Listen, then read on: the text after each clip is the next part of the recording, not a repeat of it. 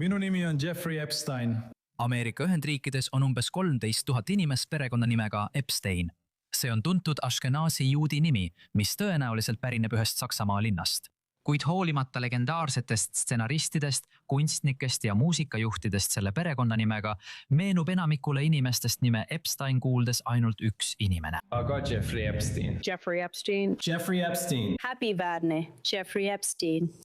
Ja arvestades, et Ameerikas on umbes 1 miljon inimest nimega Jeffrey, oleks ootuspärane, et mõnel õnnetul inimesel on sama nimi kui häbistatud ja surnud New Yorgi finantsistil.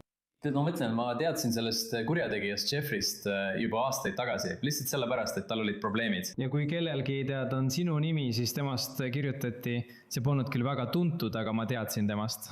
Alla 500 inimese Ameerikas kannavad nime Jeffrey Epstein. Ja sama nime kandmine kui võib-olla 21. sajandi kõige kurikuulsamal kurjategijal toob loomulikult kaasa omad keerukused. Tead, mul on oma äri, ma pean inimestega ühendust võtma. Olen kindel, et inimesed nägid mu e-kirju ja mõtlesid, mis see jama on, kas see tüüp on mingi naljamees. Ma olen kindel, et nii juhtus. Teine New Yorgis sündinud Jeff Epstein juhib varade tagasinõudmise äri.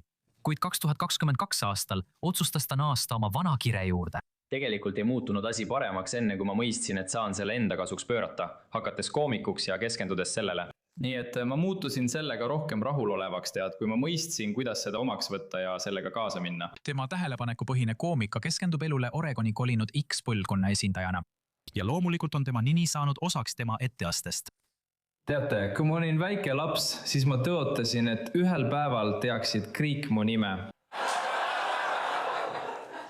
Ole ettevaatlik, mida sa soovid. Nii nagu teistel inimestel on soopronoominid nagu she, her või he, him, siis minu soopronoominix on saanud mitte tema meessoost. Aga ta kinnitab, et ta ei taha kunagi oma nimekaimu õudseid kuritegusid pisendada.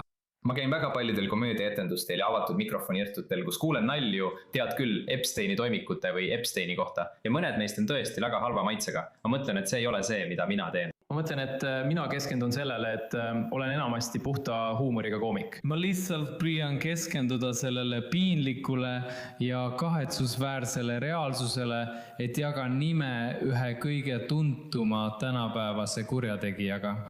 Kuigi naljad tema nime üle on andnud talle väga tugeva sotsiaalmeedia jälgijaskonna, on see olnud sama palju needus kui õnnistus.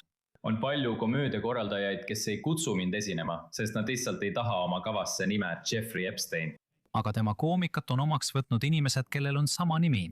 Naljaka Jeffrey Epsteini sõnul kirjutas talle üks keskkooli õpilane, et tema humoorikas suhtumine sellesse nimesse on aidanud noorukil oma sünninime taas omaks võtta pärast seda, kui ta oli selle oma eakaaslaste pilkamise tõttu hüljanud.